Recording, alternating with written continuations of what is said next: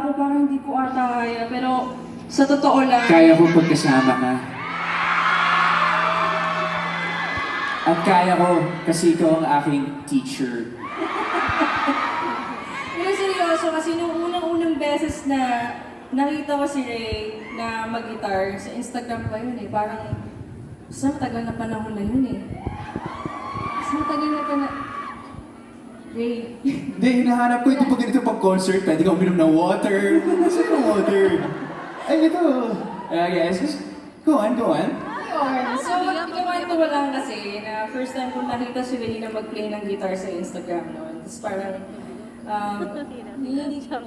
close naman na kami before, pero like yung, yan, tropa talaga kami ngayon. Tapos sabi ko, like, oh, galing mo naman yung guitar. Hindi ka know-how? You're such a veteran. Ikaw naman magkwento kasi iinom din ako ng tubig. Yeah, nakauho pala, no? Dahil tama yung sinasabi ni Jules, nasaya-saya ako talaga pagka tumutugtog ang gitara. Kasi parang every time na tumutugtog ako, nag-smiles at kinikilig siya ba? Totoo naman yun. Yes. Buti namin niya kasi ikaw hindi. Yes. Hindi totoo nga kasi nga, pagka kunwari, syempre, di ba, pagka kinakantahan ka ng someone, especially kasi nga, with or without you.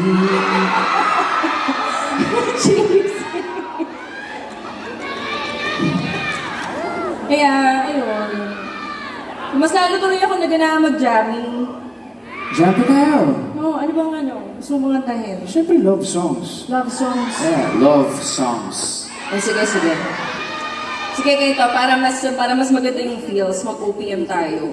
OPM tayo. Iba kasing tagos ng... Yeah, that's my uncle right there, ha? Hindi, iba kasi yung tagos ng OPM song sa puso. Diba? Lalo na kapag hinaharanahan ka ng OPM songs. Iba talaga, lalo pag classic. Naisip kong classic, alam mo ko ano? Ano yun? Siyempre, yung mga kanta ng Neo Colors. Uy, favorite. One of my favorites din yan. Pinapakinggan ko yan. Idol ko pa. Idol ko sila. You're my favorite. You're my favorite. Ang galing, diba? Hindi ko siya pinapatapos. Sorry.